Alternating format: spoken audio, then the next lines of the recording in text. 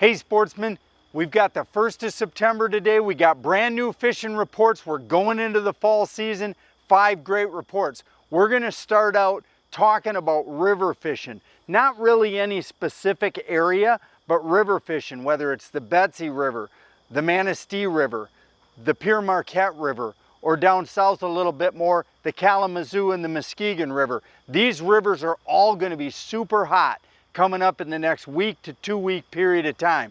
Then we're going to move over to Saginaw Bay. Now Saginaw Bay is going to start to fire again here really soon. The minute that cold weather switches, those fish start heading back down from all over Greater Lake Huron and headed back to the bay. That's going to be a good fishery. We're also going to talk about that northeast side, that side from basically Mackinac City all the way down to Oscoda and Tawas. That whole side, those fish are going to start coming much tighter to shore. And then we're going to end up over in Lake Erie talking about Huron to Vermilion to Lorraine. That fishing's been awesome. Stay tuned.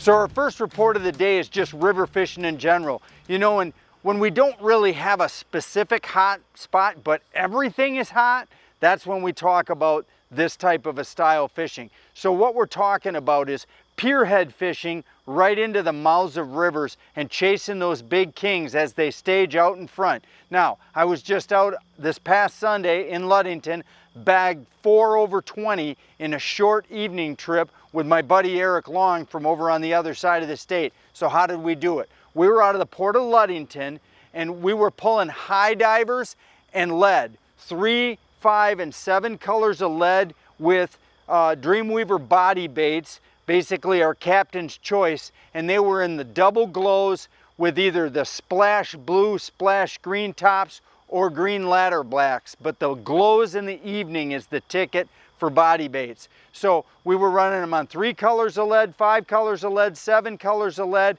and then we had a couple of high divers that were really active, got 3 hits on those. Those were slide divers set all the way out at 4, and we had about 60 feet of line out behind the slide diver. In front of that we had number 6, that's right, not 8 spin doctors, the smaller ones, the number 6 spin doctors with matching flies. Seems like Kevin's girlfriend was a really hot color. Also we had a good hit on a double slick and black, but it was a little later in the evening when that one went. But you get the idea, super high stuff. You know, we were marking fish in that lower zone, but we could not get those fish to bite. It seemed like the fish were jumping and porpoising all around us, trying to loosen their eggs up pre-river. And so we just went ahead and fished that upper 20, 25 foot of water with great success. Now, you can employ that tactic everywhere you go up and down the shoreline. Whether you're out in front of Ludington, out in front of Manistee, south out in front of the Muskegon River, or down in the Kalamazoo River area, or even further south, anywhere kings run up the rivers, you can play this game with pierhead fishing for the next 2 weeks. So get out there, it's close to shore, it's awesome fishing. Hey, Jeff Miller here with toTraxstech today, just going over and explaining what we've done on our MT60 and MT72. That's our 5 and 6 foot long tracks. We used to get a lot of requests for custom tracks where we actually machine out the inside of the lip of our track so that guys didn't have to have a long track on their boat and feed everything in from each end. So we just started making it standard here about a year and a half ago on there now, so it's super easy. And the beautiful thing is I can load my trees, my downriggers, I can keep my end caps on my tracks, I can drop all my gear right inside the track, slide it in wherever I want to go. And the beauty of it is we're really not losing any room in the track, because with the strength of the track is all gained out of the lips right here, I can slide a rod holder, still be halfway in, halfway out of that slot right there, and that thing is not coming out of there. So you still really didn't lose anything, but you got all the benefits and features by putting our longer 5 and 6 foot track on the boat, of the security standing inside the boat and being able to slide all my gear forward or backward wherever I want to go, take my gear off the boat, put it away nice and easy, and I don't have to worry about anything. So that's just a benefit feature in our 5 and 6 foot tracks that are now standard on everything. When you order a track, that is what you're going to get. So our next stop is going to be what we talked about it. Mackinac City, Sheboygan, Alpena, Tawas, you name it, that whole Sunrise side of the shoreline, we've got fish that are going to start doing what? They're going to start pushing really close to shore. Sorry about the bugs, guys, if I keep busting them away. But what you've got is a prevailing southwest wind. And think about it. When you have a southwest wind coming off the land up here, blowing away from shore, it's blowing that warm water away and sucking cold water in. And what that's going to do is it's going to bring those fish tighter to shore. So where you've seen fish out in that 150, 110 to 150 on the Sunrise side for the last month of August, you're going to see those fish pulling into 60 to 90 and even 50 to 70 as this month progresses. Know that, and know those fish are going to be very accessible to those ports. We're going to be fishing out of Tawas here in a week or two, and we expect those fish to be in 50 to 70 feet of water. What kind of fish are we talking about? We're talking about the ultimate mixed bag on the Sunrise side right now. We're talking about walleyes coming back down that shoreline to Saginaw Bay. You're definitely going to encounter walleyes. You're going to get, of course, the lake trout. You're also going to get, if you're further north up by Mack City, you're going to be getting pinks. You're going to be getting cohos. You're going to be getting steelhead. A lot of steelhead come to the bag for our friend Captain Steve Hubert and Alpena in the month of September. That seems to be an awesome steelhead month. So if you like silverfish, hard fighting steelhead, you like a mix of walleye in your bag, and you like the Lakers to keep you happy, you're going to want to check out all the way from Mackinac City down to Tawas. That should be great fishing. You know, if you're an angler, you need space for all your stuff. I'm Captain Lance Valentine. Let me show you how the Kraft Kodiak gives you enough room to put everything you need for a great day of fishing. A huge rod locker to hold a bunch of rods with battery storage underneath for your front trolling motor. 2 sides of wing storage to put all your tackle boxes and all the stuff you need for fishing. And an in-floor spot to put wet storage. Anchors, ropes, drift socks, and everything you have to have a good day on the water. Hey, visit your local Kraft dealer and check out the Kodiak and all the really cool features. You're going to love what you see. So we're going to talk about, I forgot to mention it at the top of the show, we're going to talk about St. Ignis around to Detour and up to St. Mary's River to Sault Ste. Marie. So what's happening on that whole eastern side in the fall? This is one of those most undiscovered countries if you want to talk about Michigan fishing that people really don't know a lot about.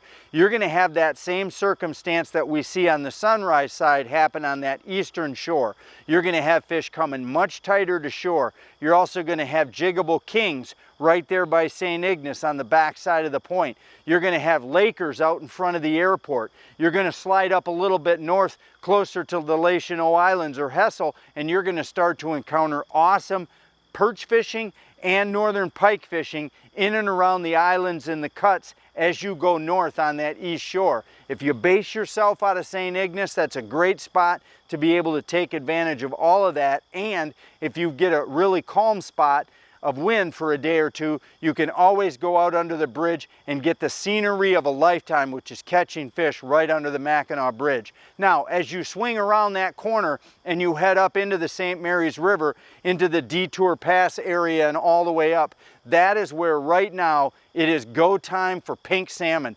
Detour should be loading up with pink salmon as we speak. As you're watching this report, I guarantee you guys in the Detour Pass area and by Drummond Island are starting to catch pink salmon.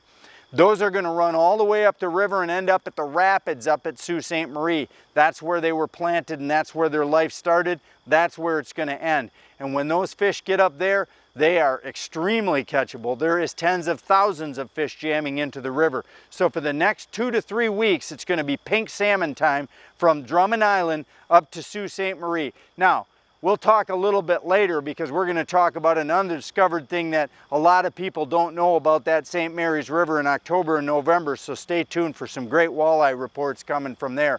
But right now, St. Ignace around the Horn to Detour Drummond Island area has got some awesome fishing to be had for migrating pinks headed up to the mouth of the St. Mary's River. Hey, are you in the market for a small outdoor shed, carport, or small storage building? Visit my friends up at Midwest Steel Carports. They'll travel anywhere in the Lower Peninsula to install your shed or carport for you. Visit them online at MidwestSteelCarports.com. So let's talk about Saginaw Bay. We haven't talked about the Saginaw Bay area for the last month or so because basically when that bay really heats up, and let me tell you, August was a scorcher, we all know it, then those walleyes will dump out into that deeper water on the other side of the Charity Islands and get just a little bit tougher to catch. They also hole up in the weeds, and again, that makes them a little tougher to catch. But as we see the cooling of September hitting us, and we're already seeing these cooling nights, I'm getting some random reports from the local guys that say they're starting to catch 4, 5, 6 fish, pulling shad wraps and pulling the other body baits that they're used to pulling, early season in the spring, April and May. So it seems to me that the walleyes are starting to perk up a little bit. The temperatures in the bay are dropping, which is good, and that's also going to bring the perch tighter to shore for that fall perch fishing. So Saginaw Bay, crankbaits for shallow water, I'd say 12 to 20 foot fish, from basically the pencil buoys all the way up to Standish and around to Au Gres. You're going to start to see those shallow water fish start to fire as they flood back into the bay from out in their Lake Huron haunts. Are you in the market for a new trailer? For all your trailer needs, big or small, visit Beck's Trailer Superstore on Highway 127 north of St. John's. So let's talk about Lake Erie here for a minute. Now this fishery is going to do nothing but flat out get better. You're probably going to get sick of me talking about Lake Erie from now until Thanksgiving because it is going to get stupid good. Right now the fish are really solidly from Lorain to Huron. So Huron, which is on the eastern side of the Erie Shores and Islands area, and then you go a little further in that edge of Erie Shores and Islands to Vermilion, and then on to Lorain. That piece of water right now has just got a load of fish in it, and the fish are out a little bit deeper right now. They still haven't really reacted yet to the cooling temperatures, but trust me, within a week or so, you're going to see those fish that are out in 55 and 60 start to pull into the water depths more in the 40s and 30s, where they'll probably stay for a good month. Now, you're also going to see a lot of fish that are out in the Dunkirk and Fairport Harbor area start to wheel around and head back this way, where they make that slow fall migration. Now, how do you catch these fish? Right now, these fish are really easy to catch in that Huron to Lorain area. So if you're out in 50 foot of water, a lot of the guys are just simply looking at their graph and placing their baits about 5, 6 feet above the heads of where they're marking the walleyes. That gives the walleye plenty of ability to come up. Remember, you're dealing with super clean water. These fish can see your bait from probably 10 feet away midday. So don't be afraid of getting up above them, making sure that fish see. Now, a lot of guys are just using their base color, custom color bandits. I know Dave from Domka Outdoors paints a lot of good colors. We also got Chris Hoops from HL&S Charters out in Ashtabula, who has provided us with some great color baits, and those have been catching a lot of fish too. But basically the same old adage. Deeper water, you're going to want to run those bandits out 100, 120. You may even want to throw a 2-ounce snap weight out 20 or 30 or 40 feet. Let 20, 30, 40 more out, and then you're bored to get those bandits down. I know some of the guys are also using the smaller Dreamweaver diver disc, the number 78 size, trying to get down and kick it out a 3 set and a 1.5 set and a 0 set. You can run 3 divers a side and not get them tangled up again at all on braid, and then going ahead and running spoons out behind those. But this time of year, crankbaits is going to start to take over. Spoons will go all the way till about October 1st. For the month of September, spoons and cranks will both work. But once you get to October, it's going to go cranks, cranks, cranks. So bandits, and then we're going to talk a little bit more about husky jerks as things cool down a little bit. But right now, deep water bandits, Huron all the way to Lorain.